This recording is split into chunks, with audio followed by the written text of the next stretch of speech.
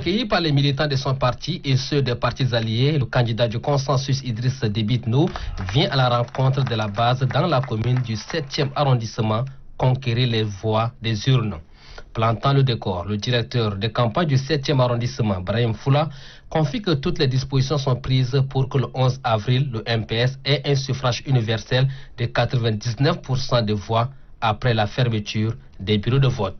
Mamazen Bada, directeur national de campagne du MPS, a d'abord attiré l'attention de la population sur les vendeurs d'illusions qui ont pour ambition, selon lui, la déstabilisation du pays. La paix retrouvée au Tchad a fait couler le sang des Tchadiennes et des Tchadiens, précise-t-il. Le candidat du consensus Idriss Déby Itno s'engage à finaliser plusieurs chantiers si le peuple lui renouvelle sa confiance. Il s'agit notamment de la lutte contre le chômage en milieu jeune, la préservation de la paix sur toute l'étendue du territoire national, la promotion de la gente féminine et le développement du pays à travers la construction des infrastructures. Le président fondateur du MPS demande l'implication des chefs de carré, des délégués des quartiers et des chefs d'arrondissement pour la réussite de l'élection présidentielle. Après le 7e arrondissement, cap est mis sur le 8e arrondissement. Dans cette circonscription administrative, c'est une ambiance inhabituelle qui a prévalu ce 7 avril 2021 à la pelouse du stade de Djiguel. Militants et sympathisants du MPS et ceux des partis alliés face aux candidats du consensus pour des orientations relatives au vote du 11 avril. Le directeur de campagne de la commune du 8e arrondissement, Brahim Goudji, au nom de tous les militants, présente ses gratitudes à Idriss Déby Itno et la délégation qui l'accompagne dans cette circonscription. Pour lui, le 11 avril, tout citoyen à l'âge de voter va accomplir son devoir civique tout en réservant une victoire certaine au MPS. Comme dans le 7e arrondissement, ici aussi, le directeur national de campagne, Mamazen Bada, a exhorté la population à voter Idriss Déby Itno, l'homme qui a œuvré pour la stabilité au Tchad et dans le Sahel. Pour le candidat du consensus Idriss Déby Itno, l'heure n'est pas au discours, mais à l'acte. Il attend des militants leur détermination et engagement pour la réussite du vote du 11 avril. Pour gagner le pari, il insiste sur le retrait des cartes d'électeurs. Le 15 janvier, aux couleurs du candidat du consensus, les amis du maréchal Idriss Déby Itno affichent leur détermination.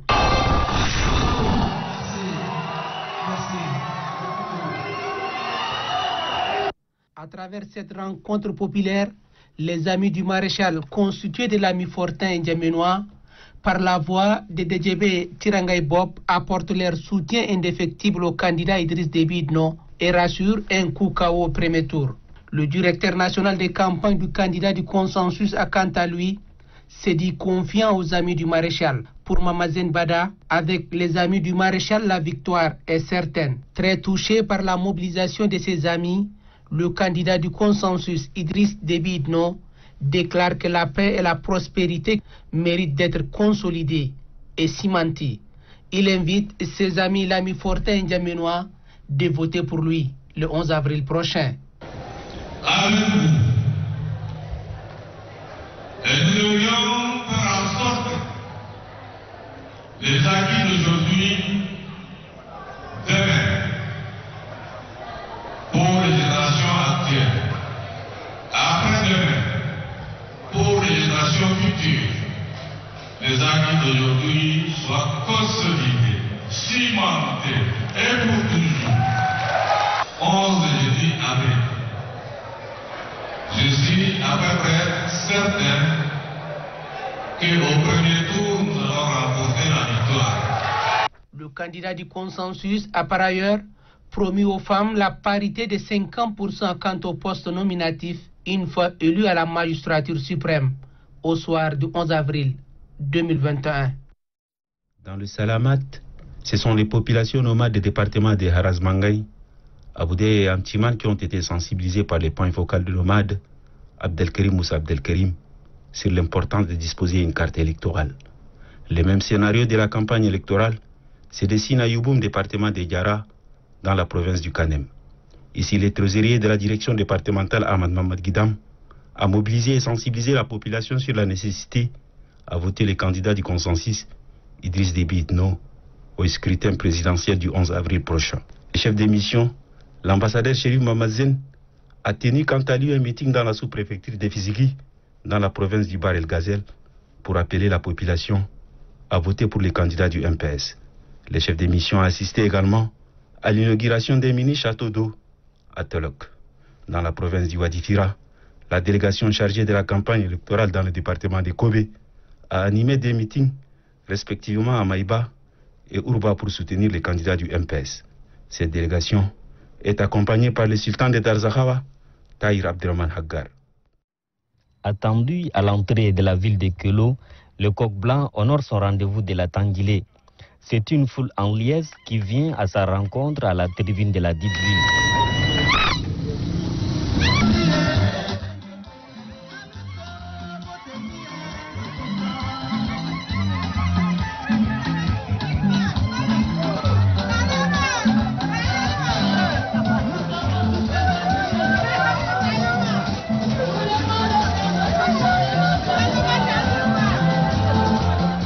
Le chef du parti, candidat à la présidentielle, Pahimi Padake Albert, est venu à la conquête des voix des électeurs afin de remporter la victoire le 11 avril prochain. Ce grand meeting du changement se tient où? Dans la ville de Kelo. J'aurais voulu me retrouver ce matin dans le chef-lieu de la Tandilé à Laï. Malheureusement, l'agenda est en cours, la route, chaque année promise, n'est toujours pas construite et nous voici rassemblés au bord du goudron à Kelo, Laï étant abandonnée, cette ville abandonnée, j'en pleure. Depuis 30 ans, les salles de classe sont toujours en séco.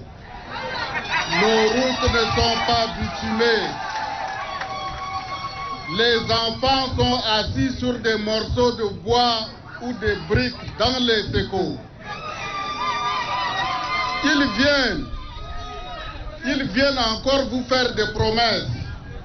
S'ils n'ont pas réalisé ces promesses en 30 ans, il leur reste quoi? Il leur reste moins d'une semaine au pouvoir. Est-ce qu'ils vont encore réaliser? Pour les chefs de mission intérimaires, le vote en faveur du RNDT Le Réveil sera le résultat du changement tant attendu. Partageant les mêmes idéologies que le parti du Coq, le RDC demande à la population de sensibiliser les absents à ce meeting pour aller retirer leur carte d'électeur. Après avoir mis terme à son meeting de Kelo, le président du RNDT continue sa tournée à Bangor dans le Moyen-Kébi Est.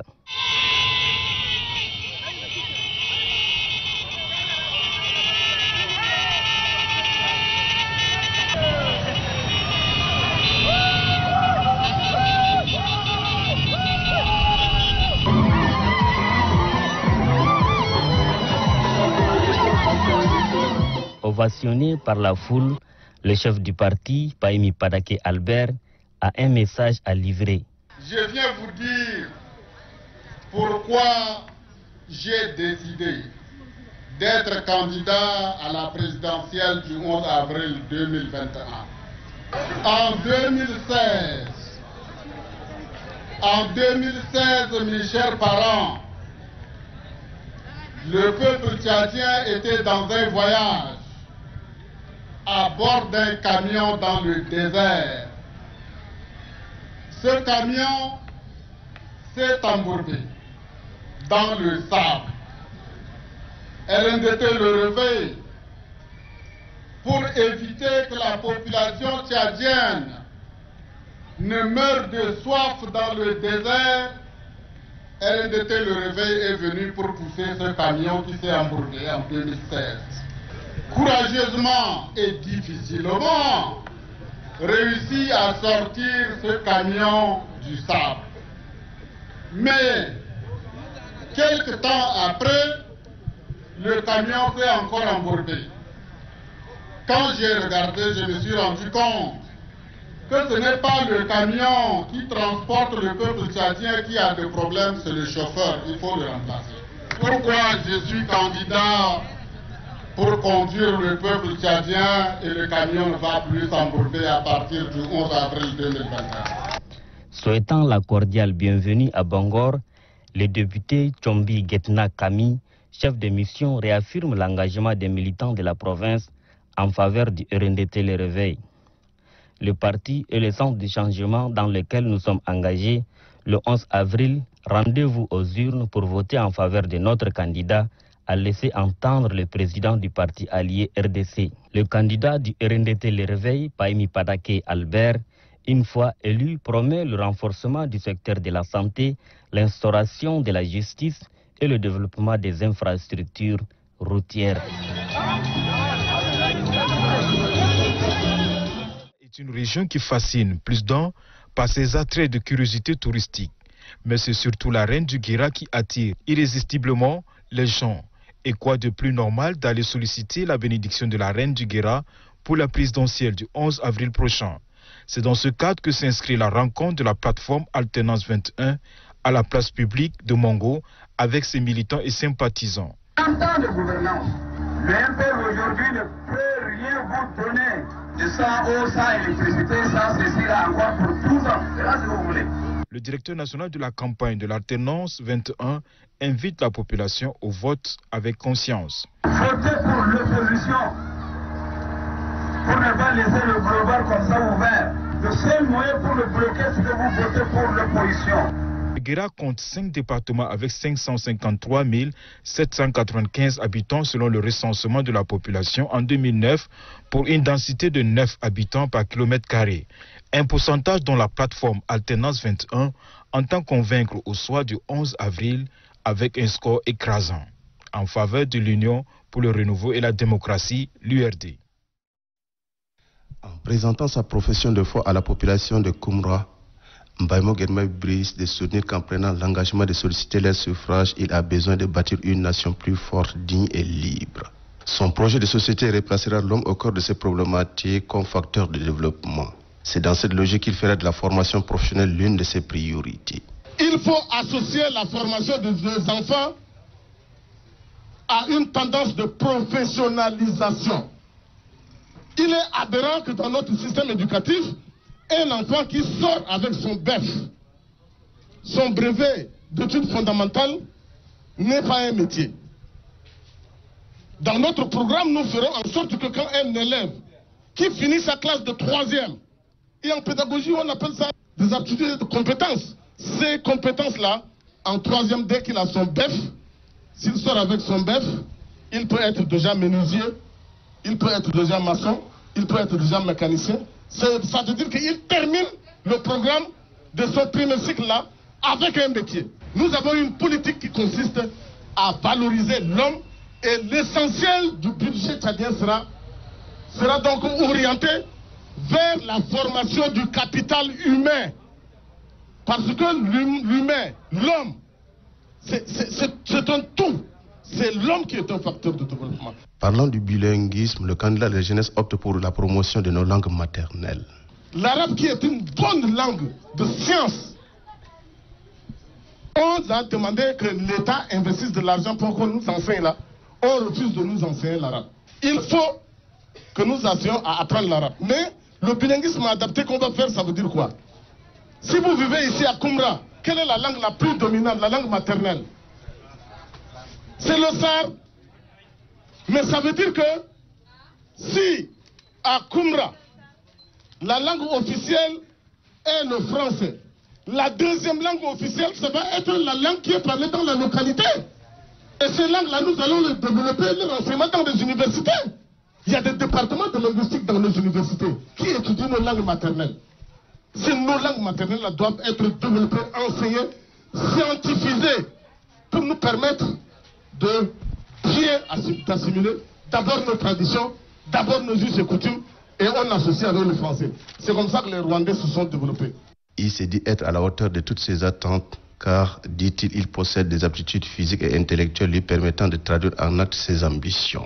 Si vous prenez le bulletin là, asseyez-vous confortablement, et puis regardez les candidats un à un là, celui qui ressemble à un président de la République, là, vous le connaissez. N'est-ce pas? Parce que c'est ça aussi les fonctions du président de la République. Être représenté dans une fonction officielle par quelqu'un qui a toutes ces aptitudes intellectuelles, physiques, psychologiques, etc. pour représenter votre État. C'est de cela qu'il s'agit. Et quand vous regardez bien les photos, vous n'avez qu'un seul président sur la liste et il est le candidat des jeunes.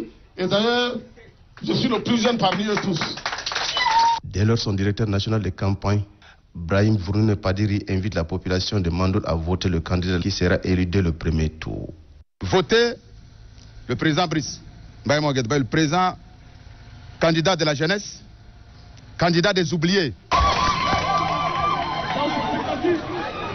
Pour ratisser large suffrage à la présidentielle de 2021, l'Alliance républicaine pour le changement démocratique exhorte la population en âge de voter à retirer sa carte d'électeur, la seule voie d'une alternance démocratique.